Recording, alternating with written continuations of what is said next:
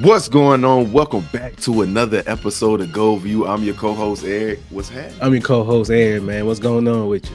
Man, what's happening, man? I'm good, man. How you doing, man? We had a playoff weekend. It's been a long time coming, bruh. Of course, Long time coming. It's been a long time coming. Neither one of our teams was up in there, but it was good to watch. It was good to watch. Yeah, it was good to watch. It was good to watch. I mean, there ain't nothing new for neither one of our teams not to be in there. Man. Getting annoying, but getting annoying for another day. It's getting annoying. We talk. It is. It gets to that point like, all right, y'all need to change something. Something need to change. For us, like something need to change for us, like straight up. Like, for real, man. For real, something got to change, man. But we got a little bit of a show today, man. We got the Packers versus the Eagles, man, and how they went up there and turned up.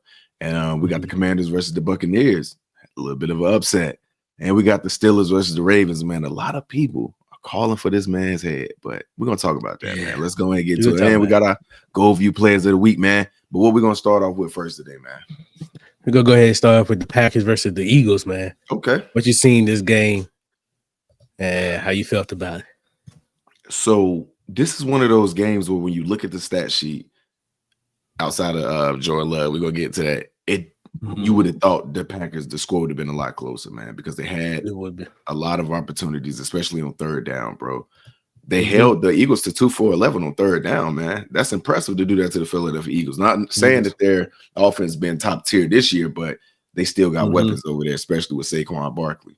So on third down, that's usually money right there. So to hold them 2-for-11 on third down and do what they need to do in that department, I think they had a good game plan, but poor execution. The Jordan Love, bro, 3 interceptions, man. He only took 2 sacks. He had a clean pocket majority of the game, and they couldn't really use Josh Jacobs like they needed to because he popped off a few runs.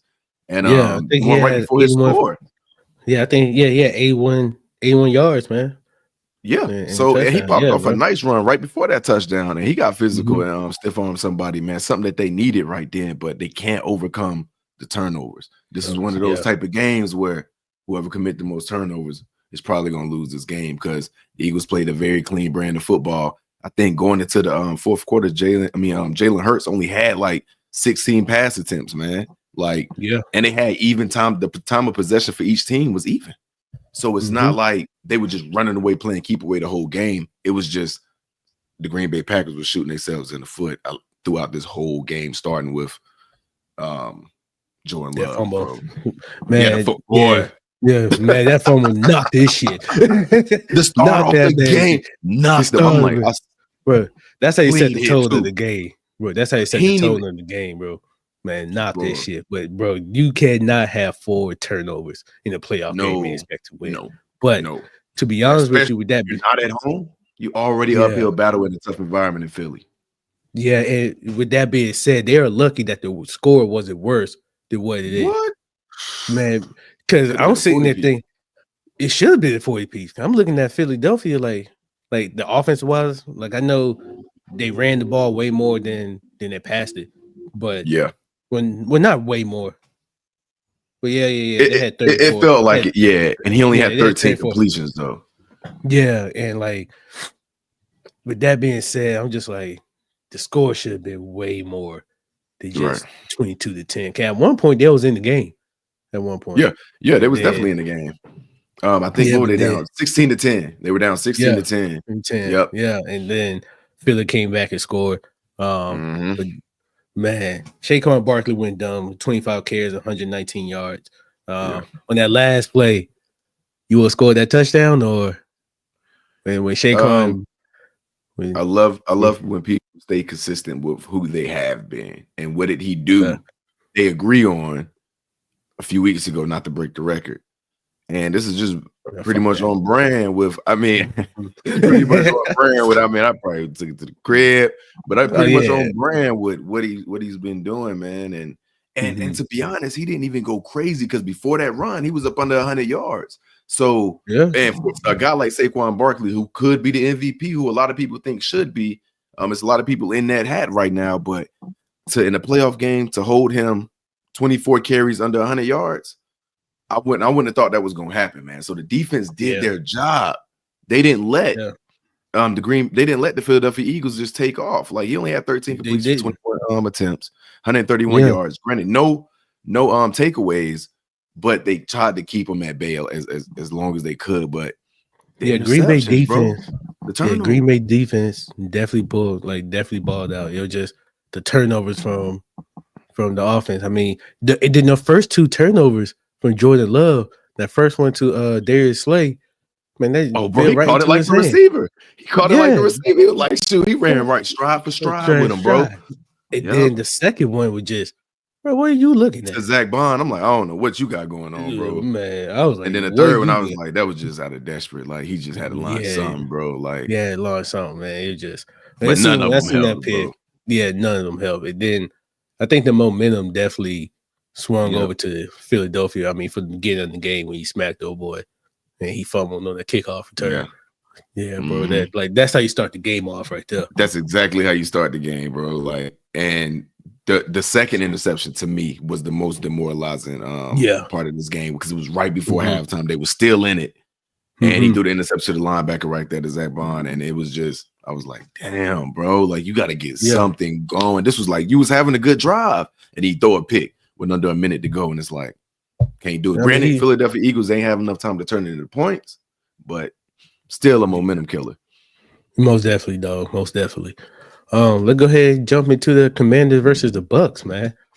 Something I got a chance. It was a really great game, bro. This was a great game, bro. Like, this was a great game. Like, this might have been the best game out all the playoffs, bro. So, it was, bro. And I thought it was going to be a shootout, but I didn't think this outcome was going to happen. I ain't going to lie. I thought the Bucks was going to win it.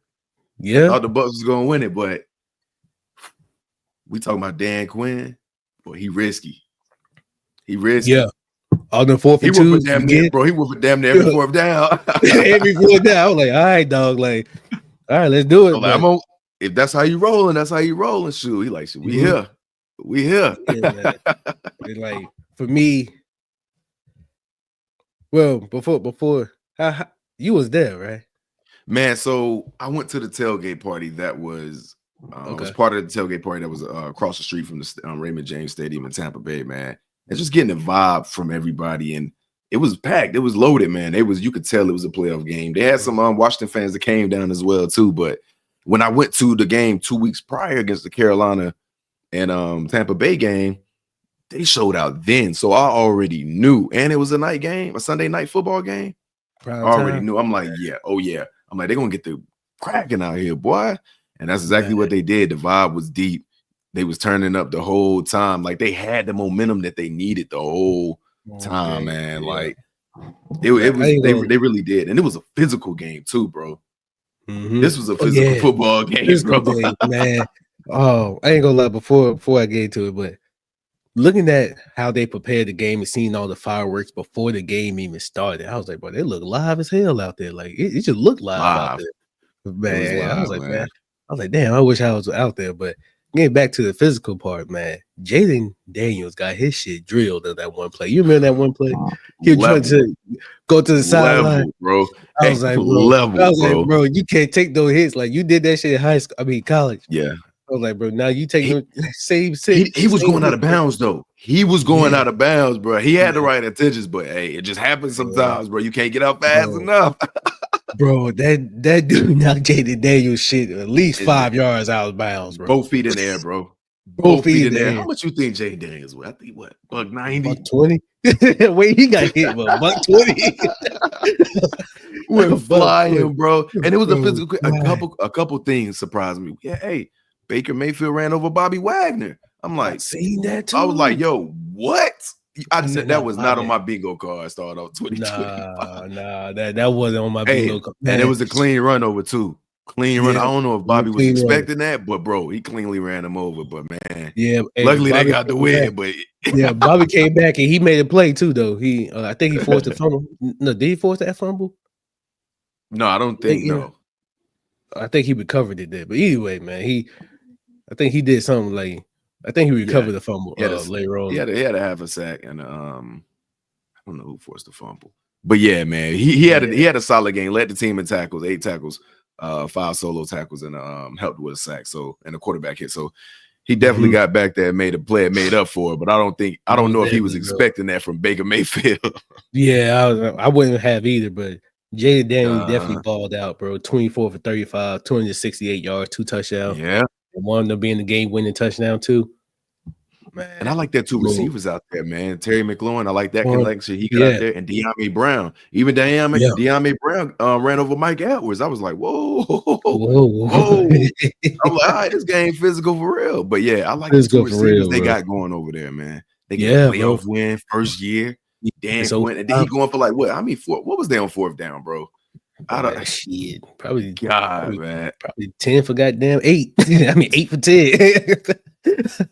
Bro, it seemed like they was going for every 4th down, man. Let me see. Every 4th down, bro. Before we get off this, because I'm just so curious. Hey, you know who also balled out? Yeah, they were 3 for 5. 3 for 5 on 4th down. 3 for 5. Okay. It felt like double that, but it was bro. It was like, but you know who also balled out? Mike Evans, though. Mike Evans, he balled out, man. It was good to see Mike Evans and Marshawn Lattimore. I know Marshawn Lattimore coming off an injury. Yeah. They got carried. They go way back, though. They go back. They go way back, man. Yeah, in his New Orleans days, man. So they had a solid game. It's just, like you said, the turnover, man, the fumble with the botch snap when they in the red zone. And goddamn, Washington ended up recovering it, man. So I think that combined with the 4th down, because this was another game where turnovers, you can't make them. You just can't make them, bro. And that, I mean, and with the 4th down attempts from the Washington Commanders, I think it overwhelmed the Bucs, man. Yeah, most definitely, man. It was just a really good game to watch. Like this game had me on my toes. It was, bro. Like, it was. Much, I didn't think this was gonna be the best one. Me either, bro. Like, but hey, this what playoff football is about, man. It's just what it's about. Like, I expected the Bills and the Broncos blowout. I expected that. I expected the Ravens. We're gonna get to that. But the Packers and the Eagles, I kind of expected that. I didn't expect the Jordan Love performance, but this one surprised me the most. Because I thought I didn't think it was gonna be like this close, but I didn't think it was gonna be a blowout either. I thought it was gonna be like a normal type of game, but for this game to be that good to start off the game, who the Commanders got next though? The Eagles? No, we'll get into that. The Commanders got the Lions, if I'm not mistaken. Oh, okay. They better bring it. They better bring it. What? They better bring it. It's gonna be guys. It's gonna be just as physical. Just as physical. Because they got at Detroit next Saturday. Okay. We'll see what's happening with that later on. All right. It's like, all right. Y'all got to bring it and get them, boy. You got to bring it, be just as physical, and you might have to be just as aggressive. But we're gonna, like you said, we're gonna get into that, man. But let's go and get to this next game, man. Go ahead and get to the next one. We got Steelers versus the Ravens. Yeah, man. And absolute ass whooping, bro. I mean, just nothing else to say. Nothing else to say about it. They never had a chance for real. And it wasn't like just an extreme blowout, because if you look at the scoreboard, they only won by 2 scores. But 2 scores. I did been in the playoffs. That's pretty. But man, like, they couldn't really keep up with it, man. You got Derrick Henry back there running the ball as efficient as he did, man. And that's tough, bro. That's tough, man. That's tough. 26 carries, 186 yards, and 2 touchdowns. That's tough. You got Lamar Jackson, 16, 21, 175 and 2 touchdowns. And then he ran for 81 yards. Like, bro, that's hard. Yeah. All right, my bad. Technical difficulties on my end. But it's just what, like we were saying, man, with the Ravens, man. That's a lot to handle on that offensive side, bro. I think I seen the graphic on Twitter where it was like they did a read option and 3 guys were selling for it. They was going towards Lamar Jackson, but the handoff was to Derrick Henry, and he was bust right through the gap. I'm like, dang, bro, that's how dangerous that rushing attack is over there, bro. And then that's what I was going to say. And for J.J. Watt not to record a stat, bro. Nah, not from that caliber of player, defensive player of the year. Cannot have that, bro. Yeah, can't. Playoffs? You can't have. No, can't have that, bro. Against the team you familiar with. You play twice a year. So 3rd time playing them this year, bro. You can record. I get it if you didn't get a sack, man. Maybe they had a hat on you. Maybe they had your number that night, but not a stat. Nah, bro. That's wild, bro. You gotta show up. Yeah, you gotta show up, TJ. And I got high regard for TJ Watt too, bro. I do, bro, because he's a baller. he's an absolute baller, man. And the And for pedigree him, that he comes from, bro, from him and his brother, they just played the game so physical and dominant. So dominant, bro. So it's just like, yeah, bro, you can't have that. Like, you can't. And I didn't see that coming, bro. I didn't see that coming. I did not see that coming, bro. But I know all eyes is on TJ Watt on the Pittsburgh defensive side of the ball. Him and probably Cameron Haywood and Mika Fitzpatrick. Speaking of Mika Fitzpatrick, and Joey Porter Jr. they got over there in that secondary. He's a solid young player.